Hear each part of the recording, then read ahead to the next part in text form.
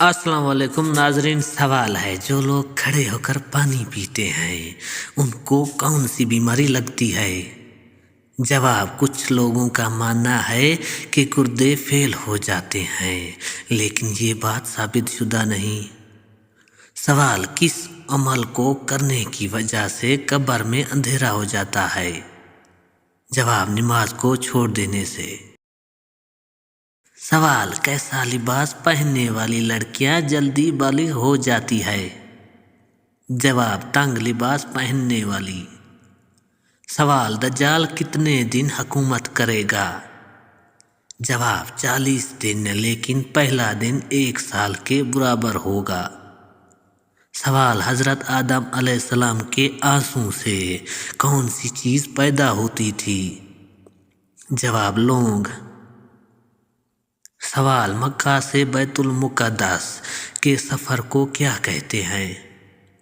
जवाब, इसरा। सवाल, इंसानी चेहरे में कितनी हड्डियां होती है? जवाब, 14। सवाल, कौन सी इबादत करने वाला जल्दी अमीर होता है? जवाब, ज़कात देने वाला। सवाल है, ज़मीन की बहन कौन सा सियारा कहलाता है? जवाब, ज़हरा। सवाल, इस्लाम में नियत की क्या अहमियत है? जवाब, इस्लाम में नियत को बहुत बुनियादी हैसियत हासिल है। रसूलुल्लाह सल्लल्लाहु अलैहि वसल्लम का फरमान है, अमाल का दारोमदार नियतों पर है। बुखारी मुस्लिम इस हदीस में वाज़े होता है कि किसी भी अमल की कबूलियत का असल मियार नियत है, ना कि सिर्फ अमल की ज़ाहिरी शक्ल। अगर कोई शख्स नमाज, रोज़ा, सदका या कोई नेकी सिर्फ अल्लाह की रज़ा के लिए करता है तो वो अमल अल्लाह के यहाँ मकबूल होता है, चाहे वो अमल ज़ाहिरी तौर पर छोटा ही क्यों ना हो। नियत दिल का अमल है, ज़बान से इसका कहना ज़रूरी नहीं। अगर नियत में रियाकारी, दिखावा या दुनियावी फ़ायदा शामिल हो जाए तो वो अमल अल्लाह के यहाँ वक़्त हो जाता है। इसीलिए इस्लाम हमें ये सिखाता है कि हर काम से पहले अपनी नियत को दुरुस्त करे, क्योंकि नियत दुरुस्त हो तो मामूली अमल भी बड़ी इबादत बन जाता है, और नियत खराब हो तो बड़ी इबादत भी ज़ाय हो जाती है।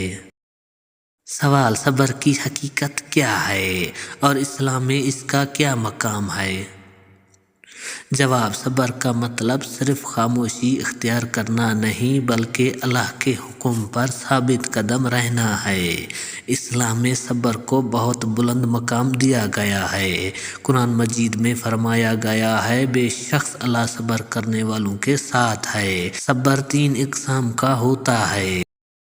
अताअत पर सब्र यानी नेकी के गुनाहों पर साबित कदम रहना, गुनाहों से बचने पर सब्र यानी ख्वाहिश के बावजूद गुनाह से रुक जाना, मुसीबत पर सब्र यानी तकलीफ़ और आज़माइश में शिकवा ना करना।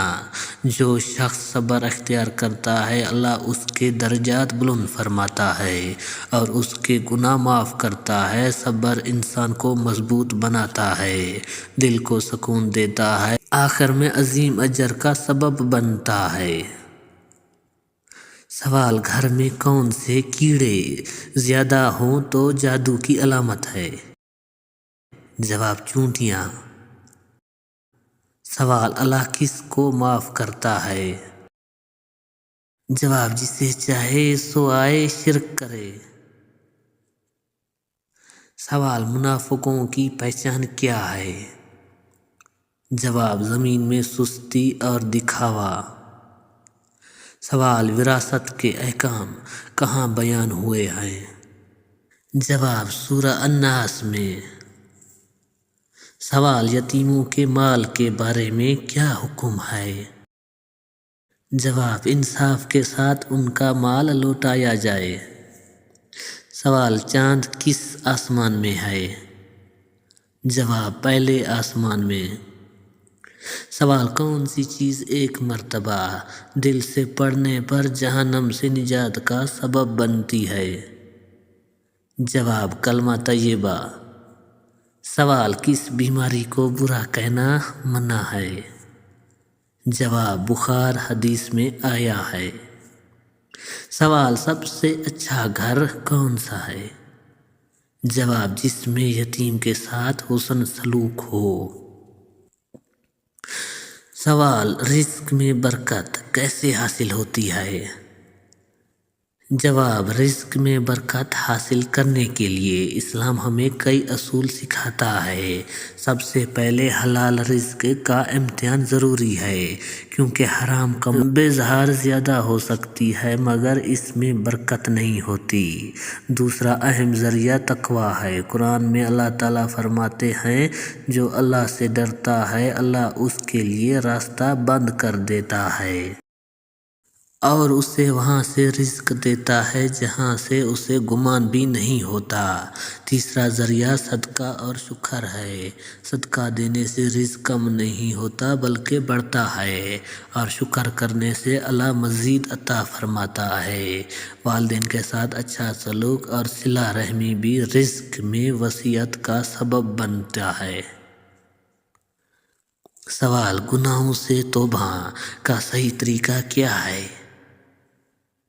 جواب: اسلام میں توبہ کا دروازہ ہر وقت کھلا ہے جب تک انسان کی جان حلق تک نہ پہنچ جائے۔ سچی توبہ کے لیے 4 شرطیں ہیں۔ گناہوں کو فوراً چھوڑ دینا، دل سے ندامت محسوس کرنا، آئندہ نہ کرنے کا پختہ ارادہ، اگر کسی کا حق مارا ہو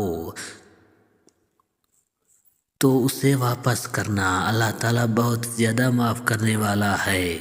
جو بندہ سچے دل سے توبہ کرتا ہے اللہ نہ صرف اس کے گناہ معاف کرتا ہے بلکہ بعض اوقات گناہوں کو نیکیوں میں بدل دیتا ہے۔ سوال: اسلام میں عورت کے لیے ناجائز تعلقات کیوں منع ہیں؟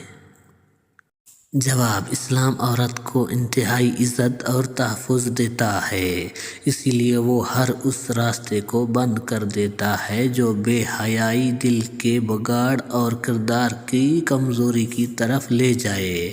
ناجائز تعلقات صرف جسمانی گناہ نہیں ہوتے بلکہ دل، ذہن اور قرآن مجید میں اللہ تعالیٰ فرماتے ہیں، زنا کے قریب بھی نہ جاؤ، بے شک یہ بے حیائی اور برا راستہ ہے۔ یہ آیت واضح کرتی ہے کہ صرف گناہ ہی نہیں بلکہ اسی طرح لے جانے والے تعلقات، باتیں، چیٹنگ اور تنہائی بھی منع ہے۔ عورت اگر خود کو ایسے تعلقات سے بچاتی ہے تو وہ نہ صرف اپنی عزت محفوظ رکھتی ہے بلکہ اپنے گھر، مستقبل اور آخرت کو بھی تباہی سے بچاتی ہے۔